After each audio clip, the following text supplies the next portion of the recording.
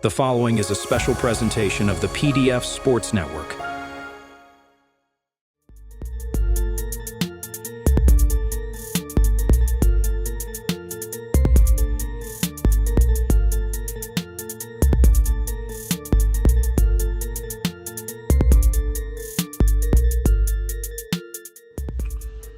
Yo, yo, yo, what it do? Good morning. Way too early with Pat.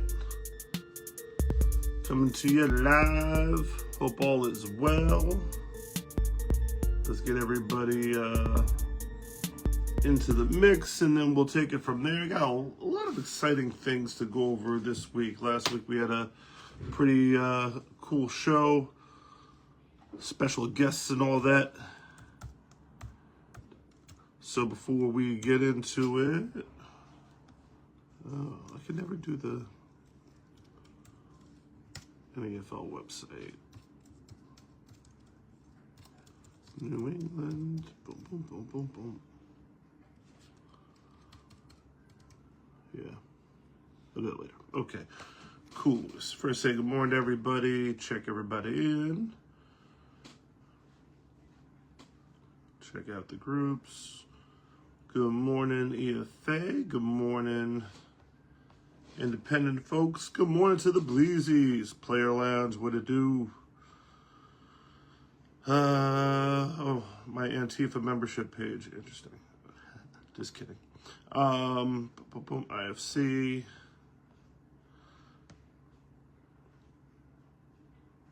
Football Talk Midwest folks. New York Football Group. The Dreams podcast. Logos, no.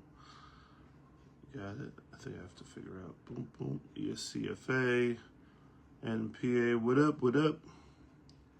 Midwest folks been kind of quiet lately. Just putting that out there. Might be because before the Nationals, and if we allow them to come down to Florida and get a couple wins, I'm sure they'll be chirping again pretty quickly, right? Boom, boom. Dogs only, shots fired, NEAFL, Midwest, Big East, Nationals folks, semipro HQ, Pennsylvania folks, what it do, semipro talk, yeah, network, and then Den Lounge, nope. Semi-pro. No offense to the Den Lounge, but I don't tread on people's territories. I don't go to parties uninvited, so to speak. Unfiltered, locker room. But anybody wants to share, can share, no worries. Semi-pro football chat. What up? Empire. AFA. Interesting. Yeah, we'll give those a shot too. All right, cool. So we're here to hey, good morning, everybody. Hope all is well. We're officially past the point where you say Happy New Year and look at the person with any type of sanity. That's for sure. Cool. Okay. So what are we talking about today? We're talking about the anatomy of a schedule. So we had this conversation. We really haven't had the conversation on the show, which probably we should have, about why, who, what, when, where, why, how, especially the how, when it comes to putting together a schedule. Now, I think what really got me into thinking about this for this week's show was a comment that was made by a couple of folks, comments that were made by a couple of folks last week when I was mentioning how to do a schedule, and that you want to kind of account for your weaker teams and what they can and cannot do. And then somebody said, "Oh, they just need to compete. You know, just play the schedule out. It doesn't matter. You know, hey, what up? What's going on, Tom?" And that's well and good.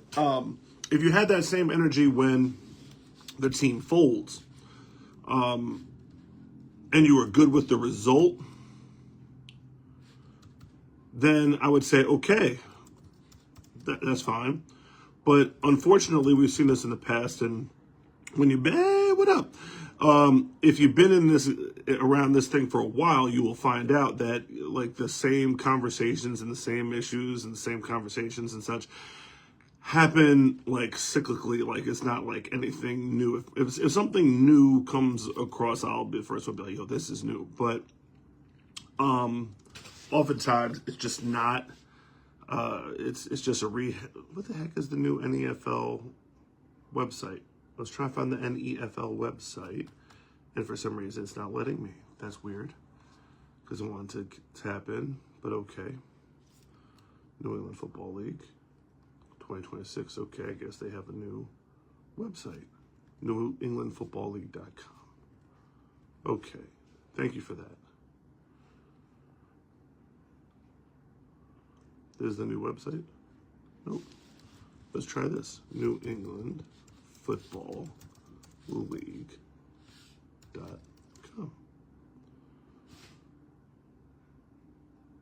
Did I put too many L's? Nope. Not enough L's. Something like that. Guess not. I guess the NEFL's website is not really working for me. Whatever. Yes. So the comment was made, oh, well, teams just have to figure it out and, get through it, blah, blah, blah. But then when a team, like, let's say it's a startup team, and we've seen this before, where a startup team will have, like, the league champions in week 1, and then the league runner-up in week 2, and then, like, a bye week in week 3. Now, after you get your face kicked in week 1 and week 2, if you have a bye week that third week, you pretty much lost the bye week too. Isn't that, like, pretty funky, right? Losing the bye week. It turns into, need for one, there it is. It turns into an absolute headache. Absolute headache over, interesting, NEFL one has all this other stuff in it. And EAFL site hasn't put the games up. Gotcha. And EAFL has not. Okay, cool. So we'll focus on, and if you could do me a favor, anybody in the NEAFL, if you have crossover games that are supposed to be going on, please drop them in the comments because I want to go over those as well. NEFL.us does not work for me. Maybe it's my computer. Maybe did I block the website? www.nefl.us. Boom. And then no, it's not working for me. I don't know why. Does it be all capitals or something? I've always known the NEFL website to be nefl.us, but for some reason it's not working for me. Here, I'll even show you. Oh, sorry. See, not working.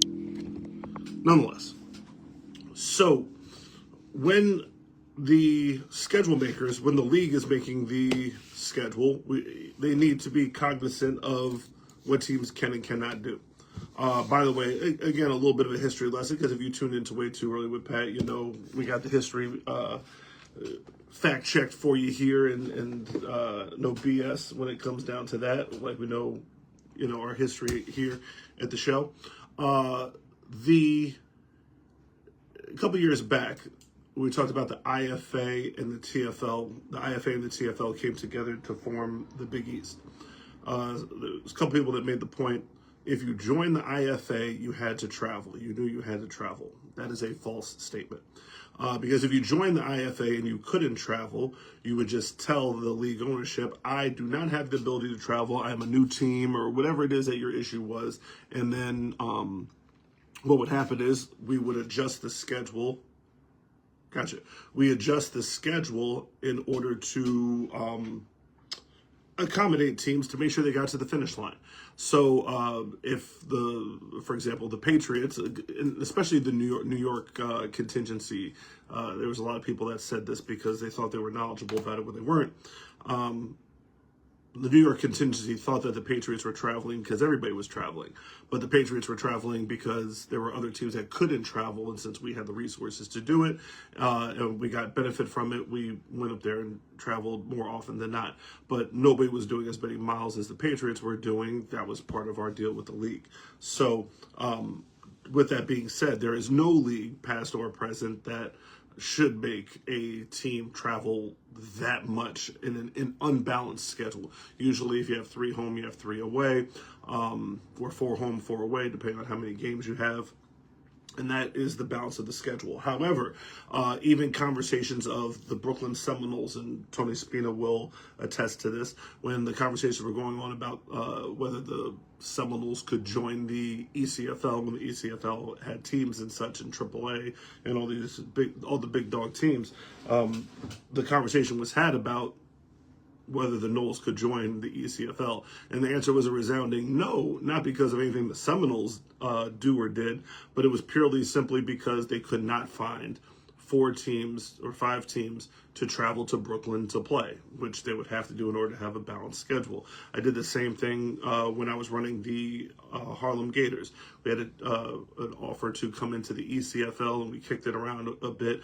But when I went to the meeting, because at that point the Patriots were in the ECFL Independent Conference, when I went to the meeting and asked all the AAA owners, hey, cool, I'll join AAA with the Gators. How many of you guys are coming to New York? And at that point, it went from, yeah, we want the smoke to, yeah, no, that's far and very expensive, so we'll pass. So in that case, take the Gators out of it, take the Noles out of it. If you have a New York team that plays in a New England league, and the New England big dogs don't want to travel, you could imagine what the New England runner-ups and the rest of the teams in their roster of teams would think about traveling that type of distance, especially if it looks like winning would be out of the question. Not going to find many to do it. So if you end up with a New York team in a New England league, what would have happened was you would end up collecting basically 5 forfeits. So you would start off at 5-0, right? And then you'd have to play 5 road games. And, the Noles can travel and win, but, let's say 2-3 games. Gators could get on the road and win 2-3 games. And then let's say you end up at, a 9-1 or an 8-2. Then you're hosting a playoff game, right? And then all of a sudden you have forfeits in the playoffs. And it just makes for just, quite frankly, unbalanced, not fun political football. And then most of the times you're sitting and not doing anything. So the purpose of the schedule, moving forward, history lesson is over. The purpose of the schedule is to get everybody from the starting line to the finishing line for one. That's the priority, because ultimately, if you have forfeits, you have teams that don't play. Not only does it look bad on the league, but it hurts the teams, the powerful teams, the first place teams, the championship teams, because ultimately the schedule is your resume. So let's start there. The schedule is your resume. So it used to be when you were picking, and I'm sorry, I'm going back history again.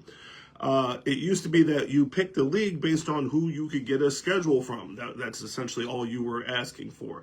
In the days of social media now, with players and other people as well, not just players, but coaches, etc., that are asking the league to do all of this, literally. When I started this thing, the league was just giving you a schedule and not much else. Some leagues didn't even have websites. Of course, they didn't have a social media presence because social media was not around. So you were paying for a schedule. Now, if I'm paying for a schedule, give me a schedule that can accommodate for what my goals are. So if I run the table and win the championship, and then the Nationals committee is looking at me like, yeah, you got a lot of work to do in order to get to the national championship game, then whose fault is that? That's the league's fault, because the league is in charge of putting your schedule together. Now, Duncan, he made an absolute awesome schedule this year, even though he was facing the same challenges in terms of shortage of teams, shortage of competitive teams. He kind of jigsawed it together, created some crossover situations, and those crossover situations led to a Detroit Ravens team, even not being undefeated, being what most people would consider to be the undisputed number 1 team going into championship weekend or Nationals weekends. That's a fact. You also have their number 2 team, the Cincinnati, Hawks, I think it is. Whatever that Cincinnati team is, being the AA contender, because they had AAA teams that they played against, and they had a menu of teams that were on their schedule that warranted them getting respect from all the land. That works. So ultimately, when you end up with the New York landscape where there's 5-team leagues and 6-team leagues, then ultimately the leagues need to improvise and create a situation where their teams can build a proper resume. Some leagues aren't adjusting and not doing that. You could guess why.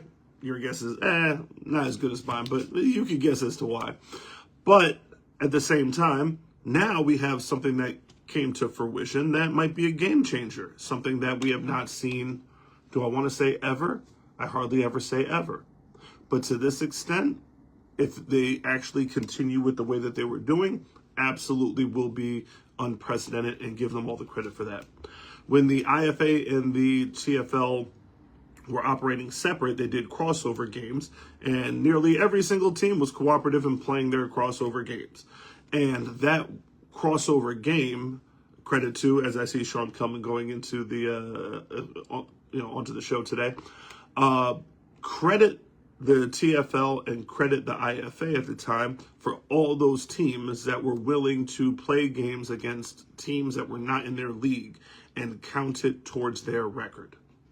Now that goes to, what are we talking about when it comes to non-league games? Well, I'm not sure if this debate is still even debatable. Whenever you put your football team on the field and score is kept, it is a game that counts, and it counts towards your national standings. Even if you lose afterwards and say that you were not playing your starters, you were trying to get your 5th string quarterback, even though we know that you don't have 5 quarterbacks, let alone a 5th string quarterback, and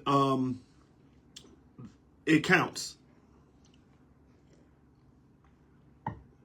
So what was happening for a number of years is that teams were scheduling preseason games.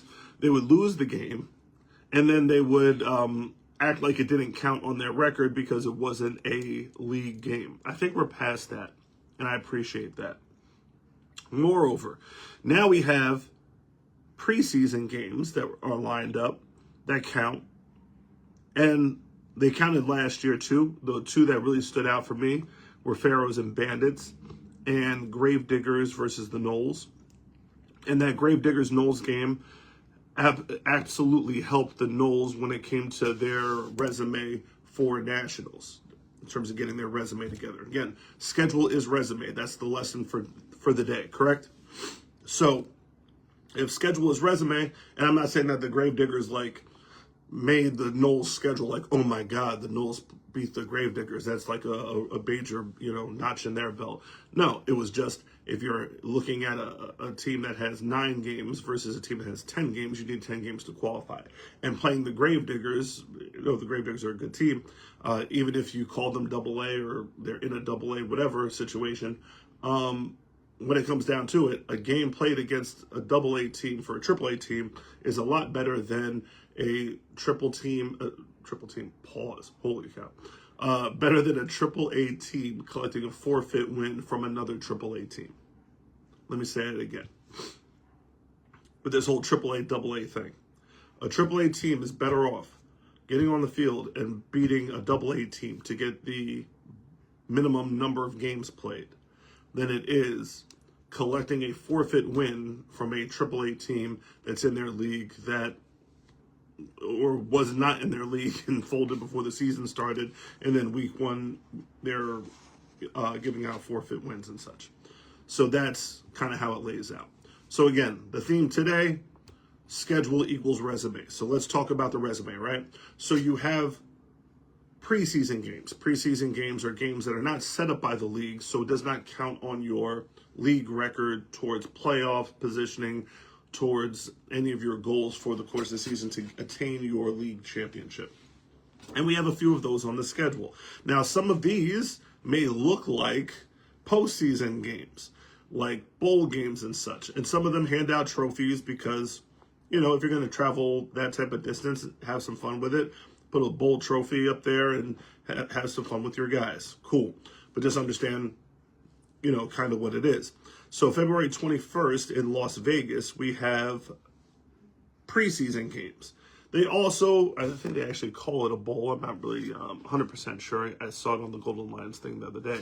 But you have the New York Green Wave heading out to Vegas with the Golden Lions, and the two of them are playing yes, the Gravediggers were league runners-up, AA runners-up. So points still made, thank you, Earl, is playing a AA team on the field, regardless, and it helps that they were runners-up, by the way, so it definitely was more for their resume than it not. But getting on the field with a AA team and winning is better than collecting a forfeit from a AAA team that doesn't exist. I'll stand by that. I have conversations with Crow and a couple of the Nationals guys and Nationals people that are the ones in charge of that go into the rankings, so to speak.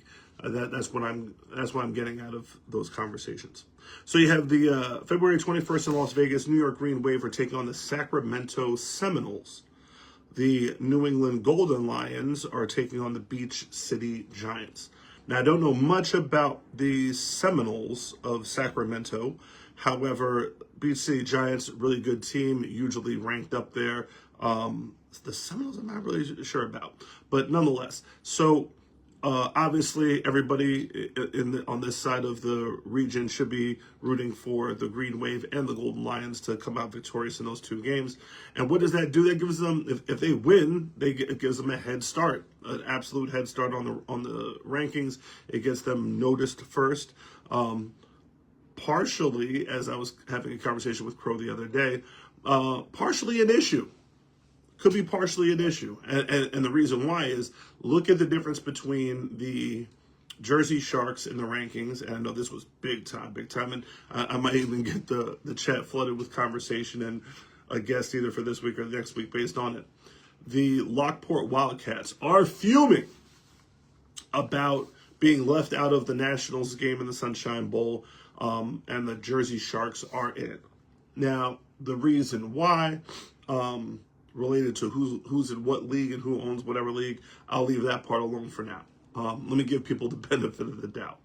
But I will say this, from a polling standpoint and from a football standpoint, let me take the names out of it, right? And have you make the decision, and maybe, just maybe, I'll get some data to take back to Lockport and to Coach Crow and the Jersey Sharks to be able to actually have the debate, right?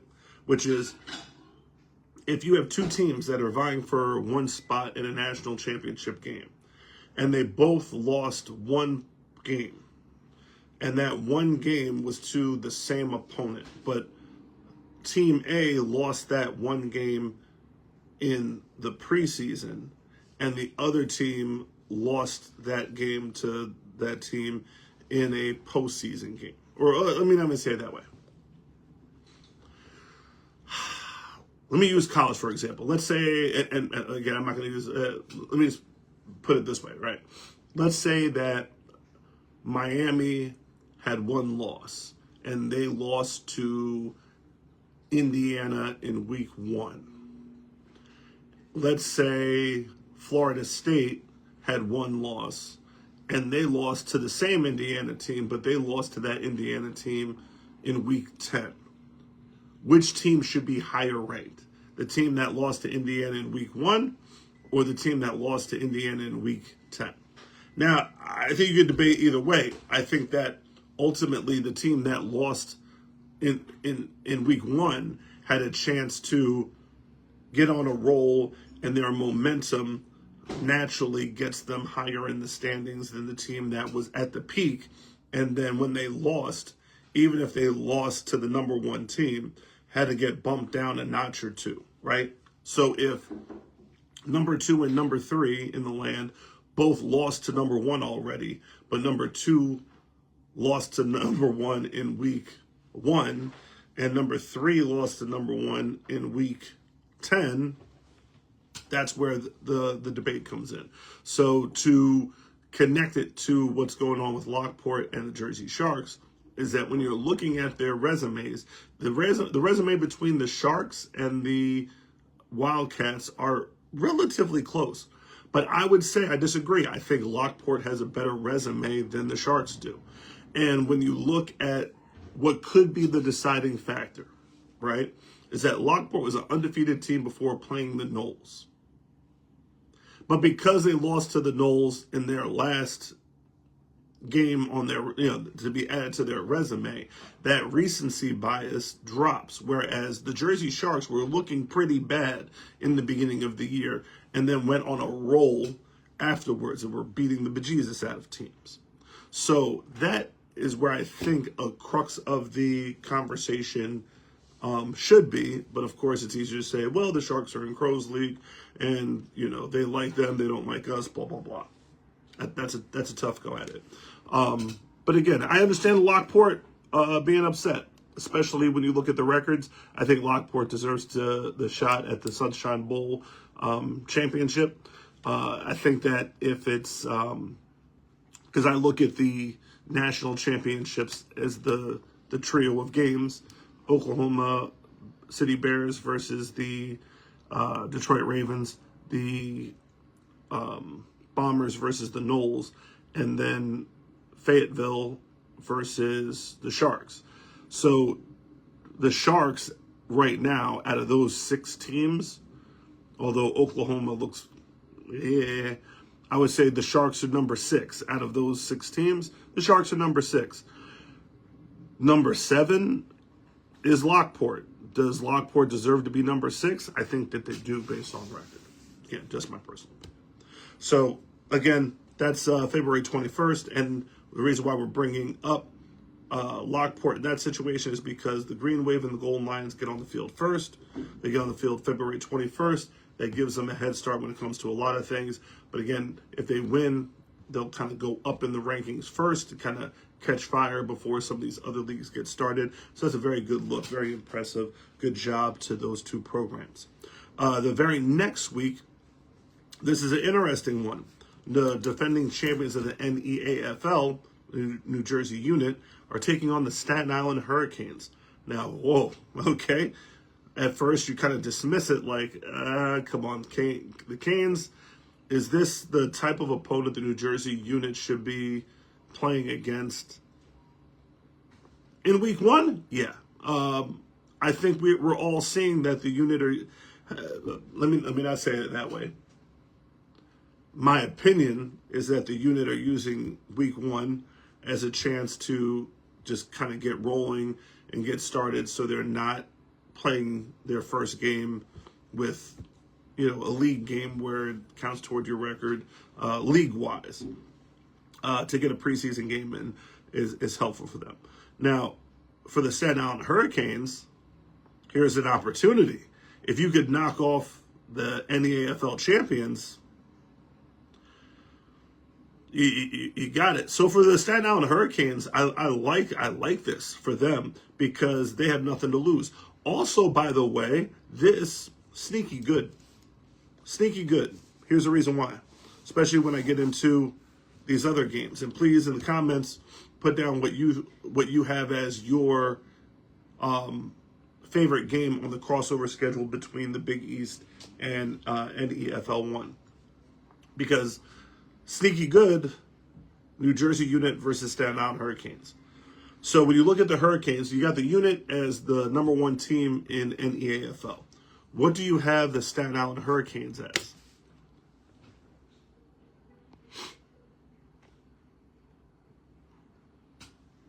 It's a good question. Staten Island Hurricanes, I don't have them in the top, let's say 8, 9. Pray view okay, let's look at it. Do I have the Long Island Chiefs, even though they're startup? Are the Hurricanes better than them? I wouldn't. If I had to do the odds on that, I think the Chiefs would be favored over the Hurricanes. I think the Silverbacks would be favored over the Hurricanes. The Green Wave definitely would. Golden Lions definitely would. Falcons, yeah. Wolfpack have beaten them. Dolphins are kind of even with the Dolphins, but tough. Lions, even in a situation where we're not sure where the Lions were, they weren't better than the Lions last year. And then you have the Crusaders. I think I might be missing somebody in there. There's a lot of teams, by the way. Good job, Big East. So they're toward the bottom. Go Canes. There you go. So here's a chance for the Hurricanes to put on to make a statement. Now, are they winning this game? No. But do we need to pay attention to this game? Absolutely. Because when we talk about league versus league, NEAFL has a lot to lose right now. Because, again, as I've said before, there are some teams out there with amazing, amazing media work. I think they have a major bias in their favor because of the way that they market themselves strategically or whatever. But at the end of the day, it's still semi-pro football.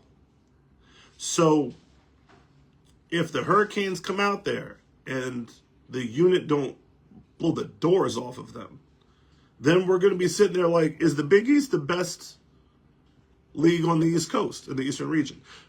And we will find that out pretty quickly, because if the Big East can manage their, I want to say last place team, but one of their lesser teams, one of their worst teams, hanging in with the champion of the league to the south, and then they have a series of games with teams of the north, if they win more than they lose up there, then the Big East is the best league from Maine all the way down to at least Maryland. Would it not be? It'd be tough to deny them that, would it not? I would think so. So again, when we talk about AAA, AA, last year you had the best teams in the region in terms from Maine all the way down to DC. Best team in that region was from the Big East. How could it be AA? That doesn't make sense. So nonetheless.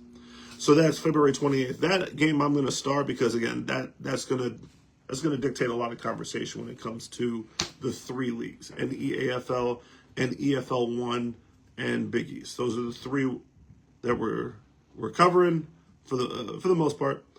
Again, to the north, NEFL1, Mid-Atlantic region, Big East, and then to the south, NEAFL. And that's where I have it. Next point is the crossovers between Big East and EFL1. First game, there's a couple games that were announced. I got 6 games that I saw that were announced. There are a few teams that were, at this point, not in there. Not sure if it's because Big East has more teams in NEFL, or people didn't pay their league fee, or whatever. But the Dolphins, Crusaders, Lions, and Hurricanes, I don't see with a crossover game with NEFL. Not to say they won't have them, but just don't have them yet. This is the 6 games that I do have. And again, if I'm missing any Big East teams, 1, 2, 3, 4, 5, 6, 7, 8, 9, 10. I see 10 right now. They might be at 10. Good job to them. Go unit. First game, and I do have a little bit of expertise, but a little bit of background on some of these teams from up north. Long Island Chiefs versus the Ocean State Blue Hawks. Should be interesting. The Chiefs. Oh no, that's just the shadow. Yeah, I'll take care of that later. Well, you don't miss. I say when I said the Sharks should be lower than Lockport. That's when you're getting on my skills. All right, cool. Long Island Chiefs versus Ocean State Blue Hawks. I give the edge on that one to the Chiefs. I haven't seen what they look like. It might be a lot of hype. I thought the ECFA. ECFA. I think they're not as powerhouse as you think that they are. Not to say that they're bad. I'm just saying that other regions have football players that look just like the football players in your region and play football very similar. It's not like the SEC versus the MEAC. It's just not that. So the Chiefs versus the Blue Hawks, that should be interesting. Don't know a lot about either of those teams yet. I think the Blue Hawks are a startup team, by the way. So 2 startup teams. So anything can go in that one. Should be interesting.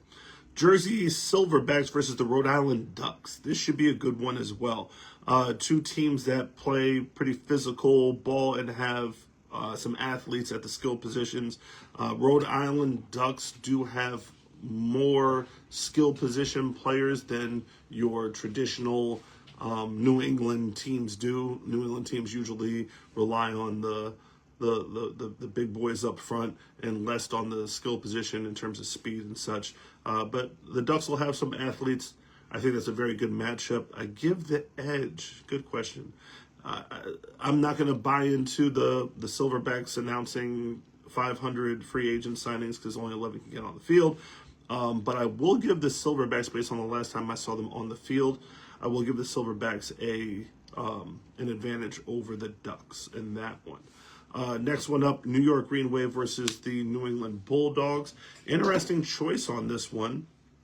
The New England Bulldogs started out hot and kind of fizzled out at the end. So catching them in the beginning part of the schedule, I think, does help out a lot in terms of getting the best possible game on the field. So this should be a heavyweight matchup between these two teams. There's nothing about the Green Wave at this particular point that would make me think that they're going to be less than what they were last year. So you got to go with the champs, and I'll go with the Green Wave on that. But I think I'll come out with my preliminary spreads after this. Yeah. But it's going to be close. Would it be a two-score? Probably not. Because New England is the Bulldogs are a good team. Speaking of good teams, I think the best matchup is the New England Golden Lions versus the East Coast Cardinals. The Cardinals are more familiar with playing against teams from the Middle Atlantic region. The East Coast Cardinals have a lot of weapons, and especially at the skill positions, they are a very, very complete team. If they can get themselves together early and not play around and kind of get started in the season late, they were pretty much the opposite of Bulldogs in regard that they were taking losses early in the schedule. If we see prime East Coast Cardinal football, this is a great game. Enjoy, Will. If it's like prime East Coast Cardinal football, this is going to be a hell of a game. I gotta give the nod. I think the Cardinals are going to be the favorite in this game. Yeah, the Cardinals are a tough bunch. Now, again, if those guys get themselves together early, that's the only thing that gets me skeptical about this, because I've seen the Cardinals start slow, and them starting slow, the Golden Lions will definitely catch them. Keep in mind that the Golden Lions will already have a game under their belt, so they will not be making those week one type of mistakes, whereas slow starting team and week one East Coast Cardinals, it's going to be a tough one, but it should be interesting football. Connecticut Falcons, the defending ECFL champion, without defense because the ECFL is no more, against the Boston Chargers. No disrespect to the Boston Chargers, because I got some family members over there, but the Connecticut Falcons needed a better game than the Chargers. This could have been handled. Yeah, no. Falcons take this one easily. I don't think the Chargers are giving any indication that they are there yet. Have they made strides? Have they improved? Absolutely. But to put them up against the team that was a championship team last year, not a good deal. Not a good idea. A team that has traveled to nationals and such, and won games at nationals. That's a tough one. What I would have liked to see, could the Falcons have if NFL doesn't have a better situation for the Connecticut Falcons, I'm looking. But from the Chargers standpoint, I'd like to see Chargers and Crusaders. I think that's a good matchup. I definitely would like to see Chargers and Crusaders. I'd like to see Hurricanes and Chargers. That I would like to see. I think that would be an entertaining game. Not even Dolphins Chargers. Yeah. So Crusaders Chargers or Hurricanes Chargers. That's what I'd like to see from a matchup standpoint. Not a, oh, this team is not good, that team is good, blah, blah, blah. No, I'm not doing all that.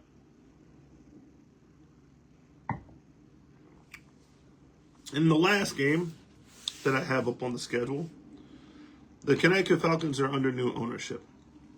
The new ownership was there with the old ownership, and I know the Munozes, and they're not very far away. So I still wouldn't consider. So if we're going to say the Connecticut Falcons are under new ownership and somehow we're going to treat them like a startup team, I'm just going to go ahead and say nah, because when we start to go into like rankings, right? If we start to go into nationals talk, are the Connecticut Falcons going to say we have been to nationals before? Are they gonna, or they gonna pull like the Bombers when it comes to the Admirals thing?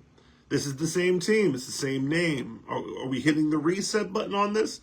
I don't think we are. So if we're not hitting the reset button, if it's the same Connecticut Falcons, right? And even if they had taken the year off, came back, whatever their resume is, anything Connecticut Falcons, then this is not a game that they really needed to be participating in. This is not the matchup that they needed to have. Let me say it that way. Yeah. Empire State Wolfpack versus the Middlesex 49ers. Also an interesting game.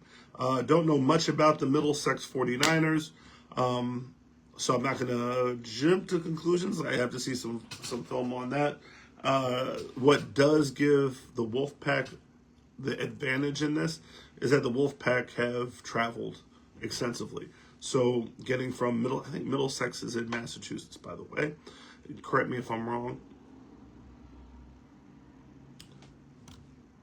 Definitely isn't the same team, possibly not close.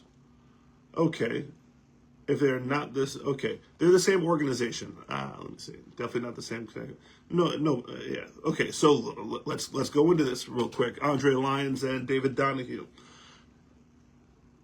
As they win games, can they claim their history as the Connecticut Falcons? I think that they can.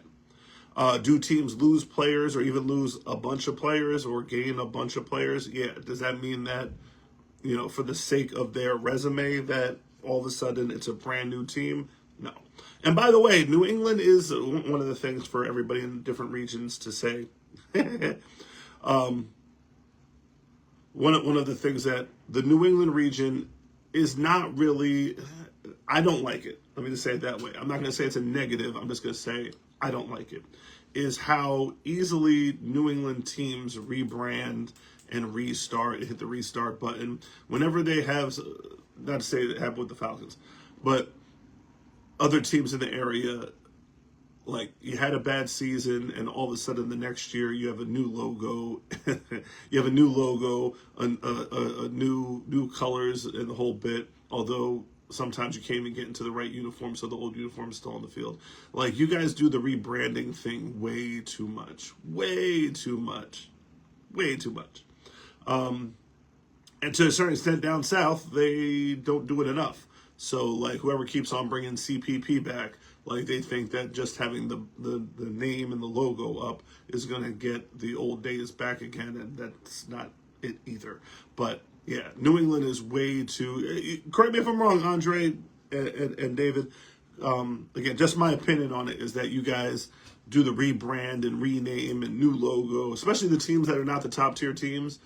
Like, they just rename themselves a new logo. It's like just way too much. That's just my opinion. Nonetheless. All right, so Dolphins, Crusaders, Lions, and Hurricanes are TBA. Altogether, I love the fact that they're doing crossovers. I love the fact that they are doing games on the line that matter. I like it.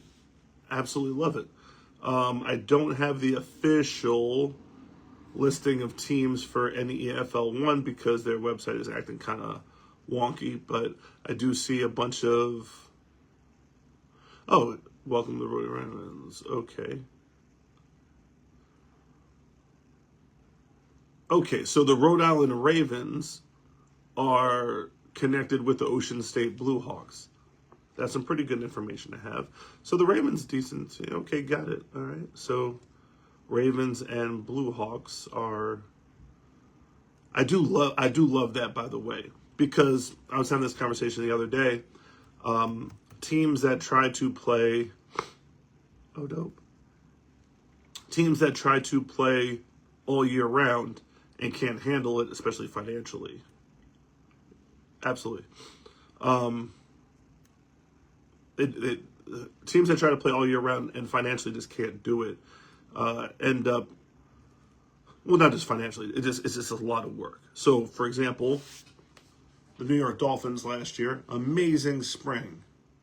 Fall, the summer, their summer product didn't fit the bill. Again, their highlight was the spring, right?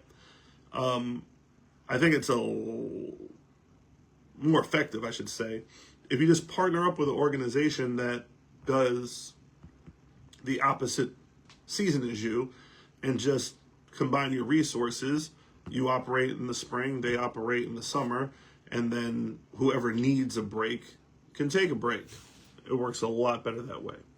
So the way that I did the same thing with the Patriots and the Gators towards the end, because the Patriots had played like 10 out of 12 months a year, but once we were with the Gators, it didn't make sense to be sitting here doing 2 games a weekend for 7 months or 6 months out of the year, and then for the other 2 months, 1 game a weekend. That's a bit much. So, nonetheless, Uptown Vibes, you know the vibes. So, all right, y'all.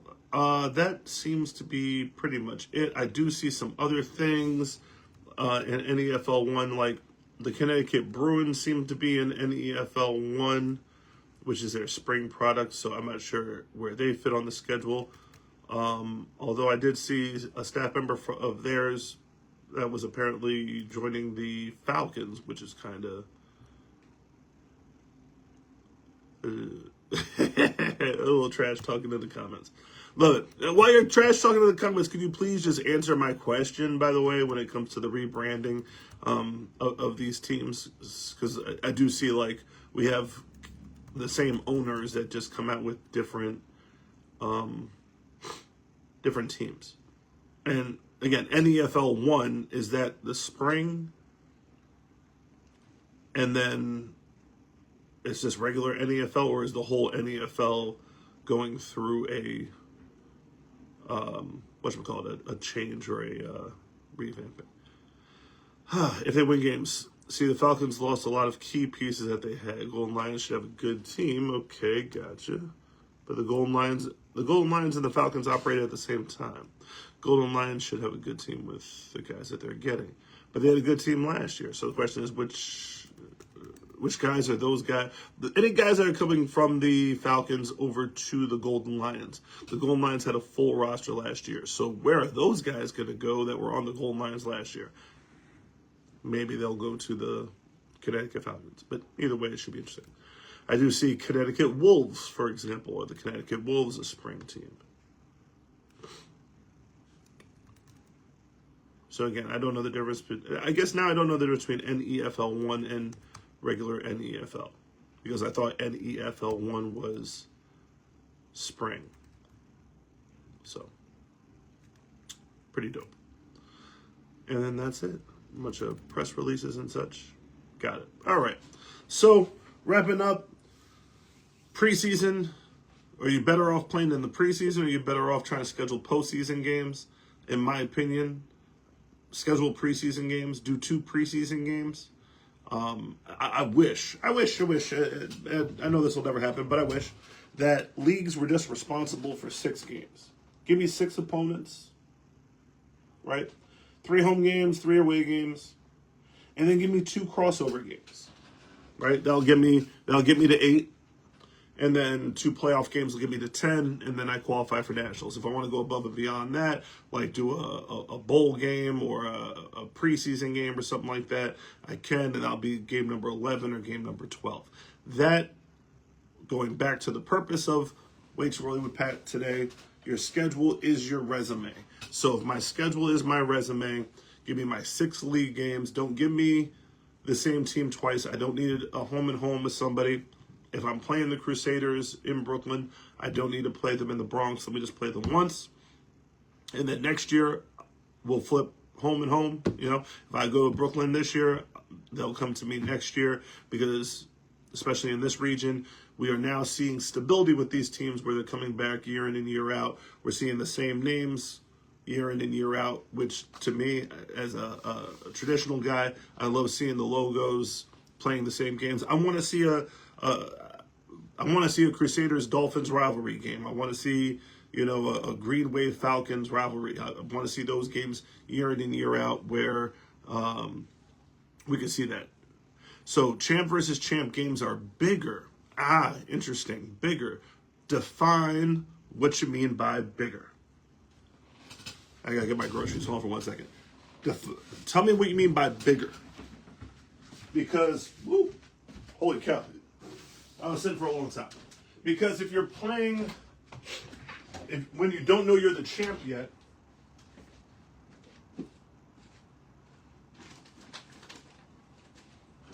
it's all about building your resume.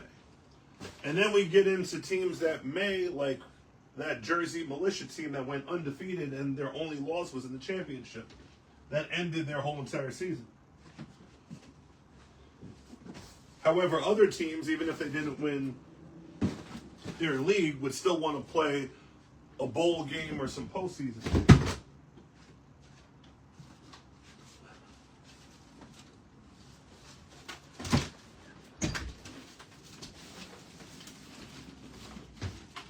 I think I have no food in the house. That's crazy.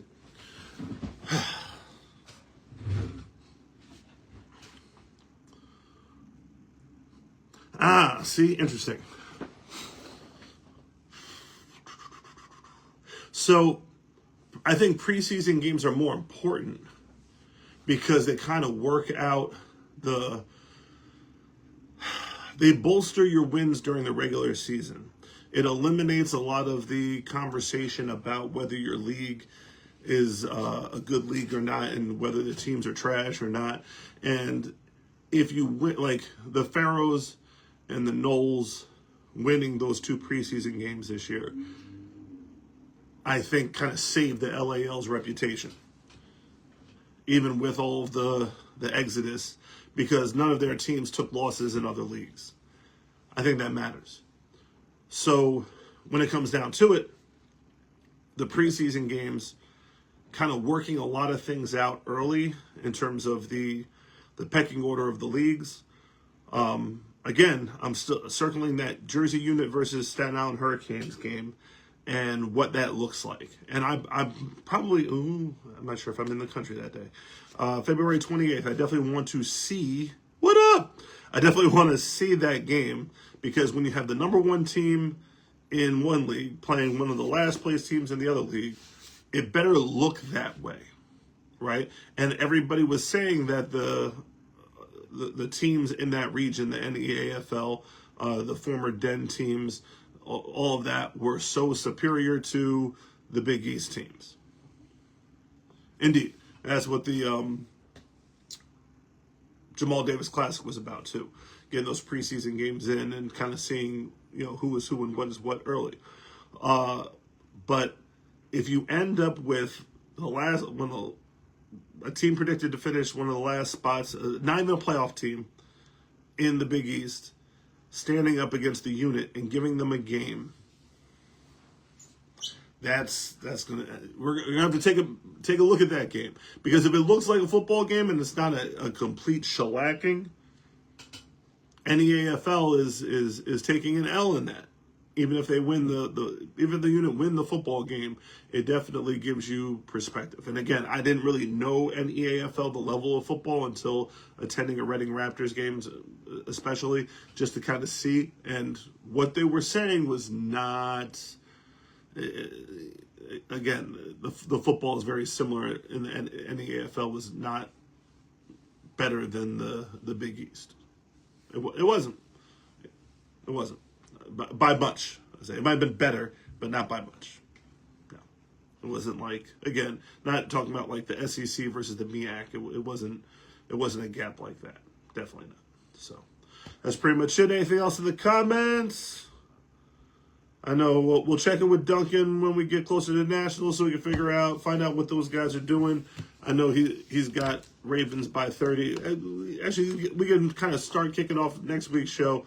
Duncan, what's your prediction for the Knowles versus the Bombers? What's your prediction for the Ravens versus the Oklahoma Bears? And then we'll take it from there.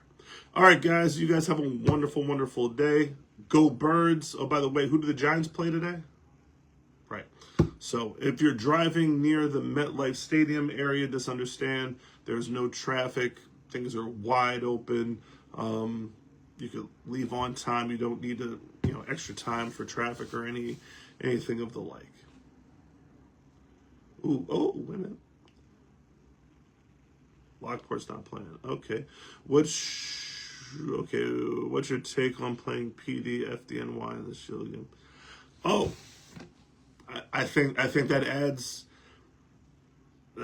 adds to your resume. I don't think it's an automatic boost.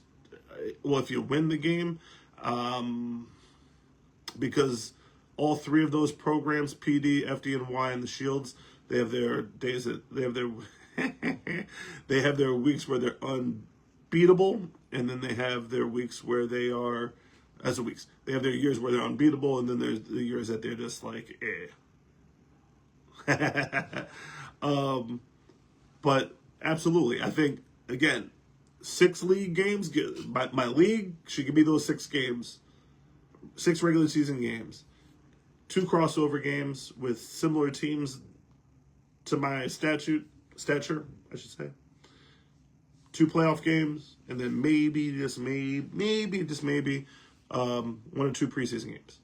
Again, at least 1, maybe 2. That is the best schedule to have, period, hands down, in order to just eliminate a lot of the guesswork from where you stand, 100%. So if you have 6 league games, and a league should be able to give you 6 games on a football field, by the way. That's not asking too much.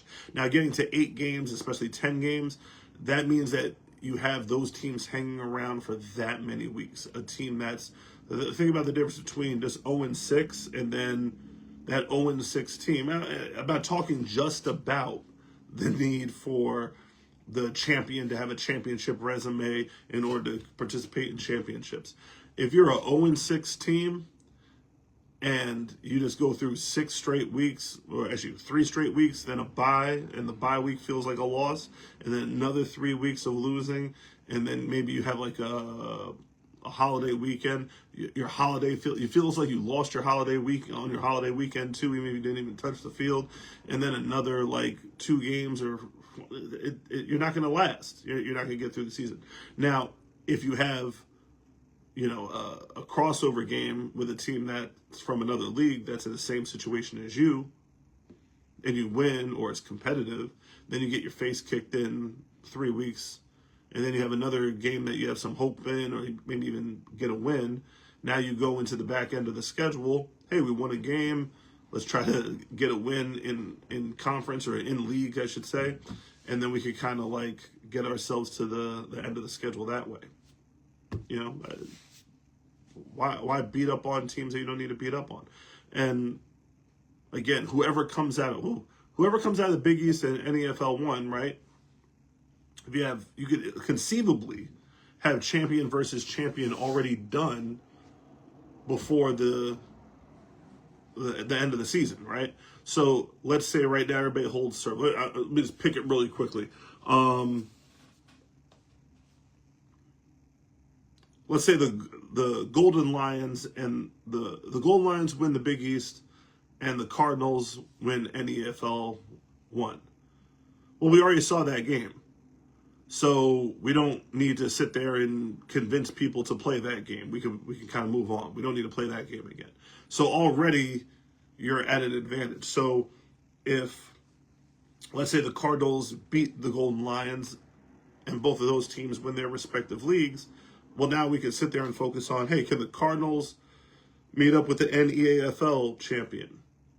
And then you're talking about, when you look at those rankings, well, the Cardinals beat the Big East champion, they beat the NEAFL champion, they deserve to be in the national championship. That's hands down because they take up most of the map when it comes to which areas they have basically conquered at that particular point. And that's the section of the map, sorry Duncan, that actually has people in it. This similar to people that point out like political maps that are red in areas where there's no people that live, as proof that people vote a certain way, which is kind of idiotic, but whatever. That's kind of just my take on it. So, all right, y'all. That's it for me. Again, have a wonderful, wonderful rest of your weekend. Go Birds. Touch that.